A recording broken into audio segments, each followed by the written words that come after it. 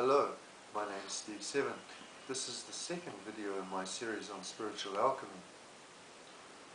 Alchemy is dependent upon a concept that we could call the world soul, or as it's called in alchemy, the Anima Mundi. Now, this is an interconnected spiritual force that permeates the whole of creation, that flows through and interconnects every aspect, every part of the material creation. It could be related to the Force in Star Wars, or the Tao in Taoism. It's also comparable to prana in the Vedic religions. There is an ancient metaphor for this, which is the drop of water dissolving into the ocean. And in fact, in the academic literature of the 20th century, the term oceanic feeling was introduced by Romain Rolland, who was a mystic and writer who had correspondence with Sigmund Freud over his own experiences of what he called a feeling of eternity. And this is an experiential aspect that each individual can bring into their own day-to-day existence, their own spirituality, where one feels the connection that we have to the universe and to our environment. In quantum physics, there is some scientific underwriting of this with the concepts, firstly, of the wave-particle paradox, but also, and more particularly, the idea of quantum entanglement.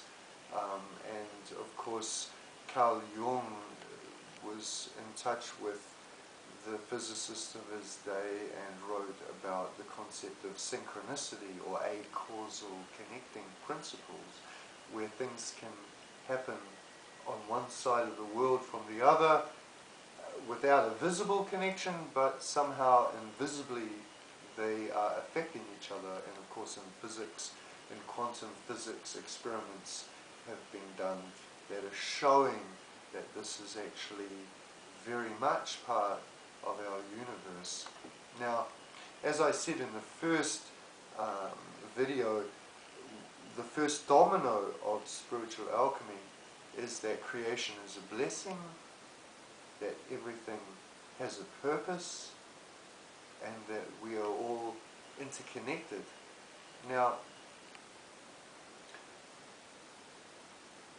there are many different systems of mysticism and spirituality, and there is a system that has been known as the left-hand way of self-realization, which maintains a priority towards the will of the individual, which in spiritual alchemy is something that we can embrace, but we need to qualify that as to what exactly the will of the individual means. And I know that this might sound confusing, and as we develop in these series of videos, we will understand a bit more clearly what I'm talking about. But for this particular video, what I wanted to talk about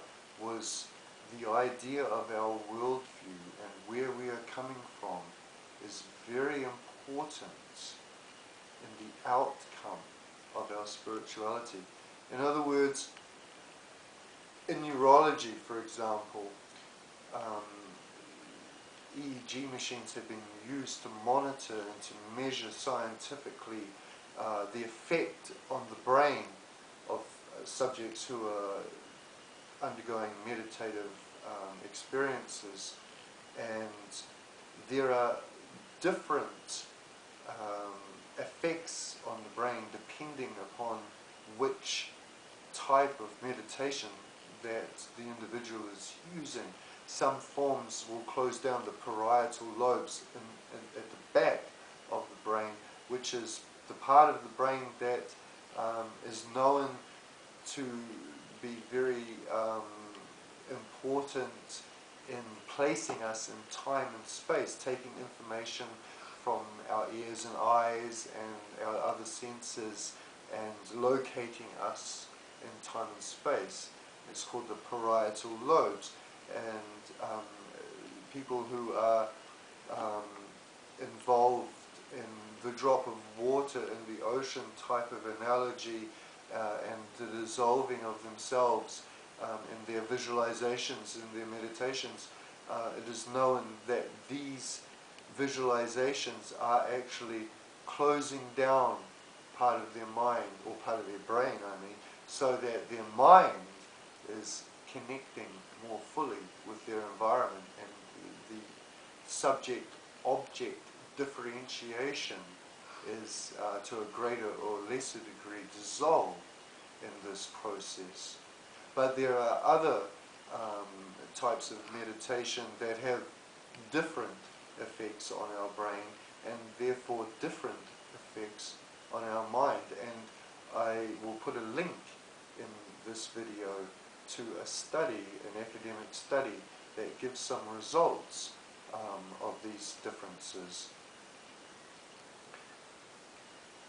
You see,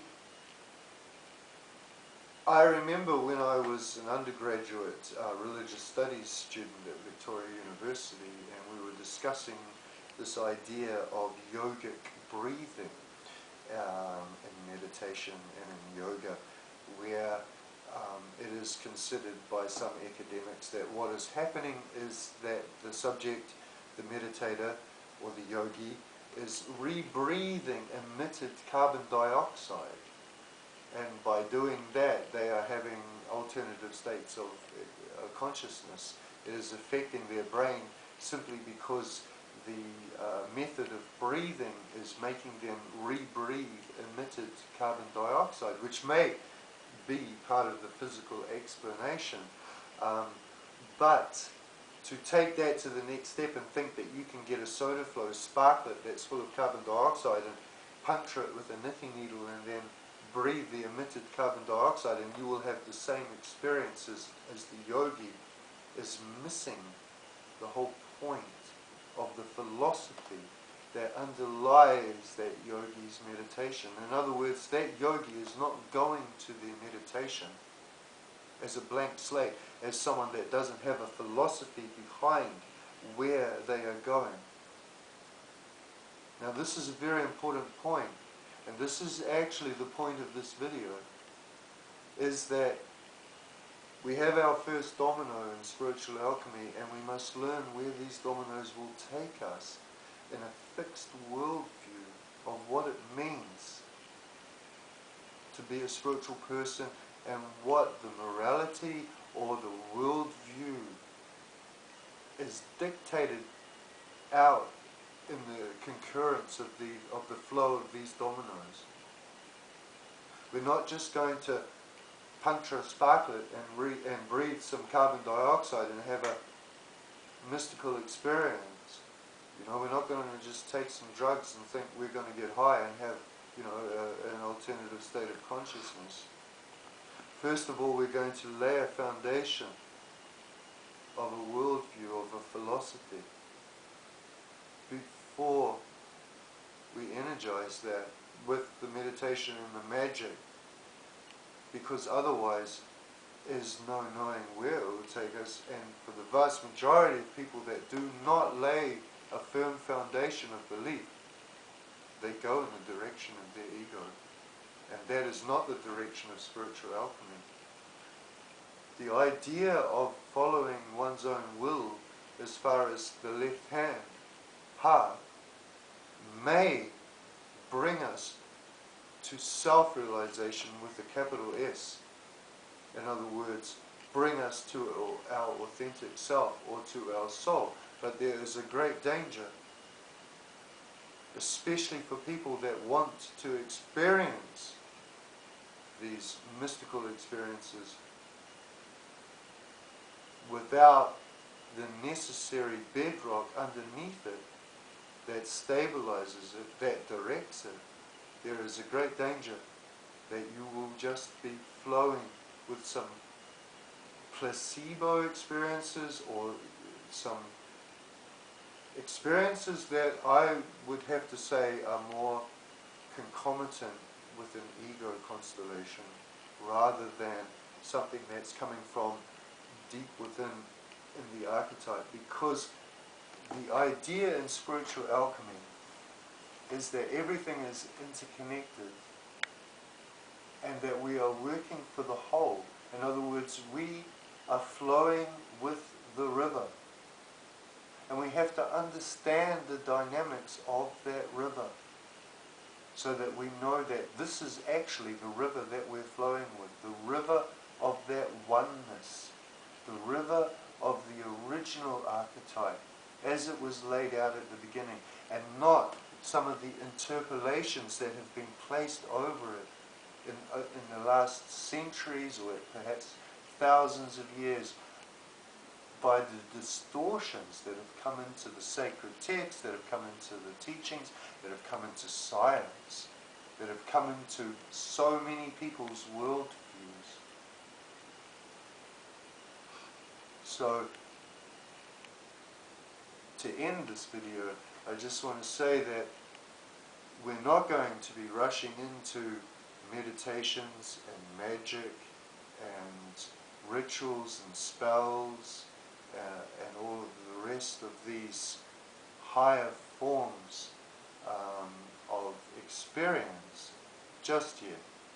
These things are there for us to experience, to learn about, but the most important starting point is for us to get the logical understanding, the rational outworking of what these things mean, what the consequences will be for our actions, for our growth, and what we are as a connected entity, as a force, as opposed to what we are as just a pure self in the ego sense. And then we will understand more fully what it means when we're talking about self-realization as an individual aspect of the greater.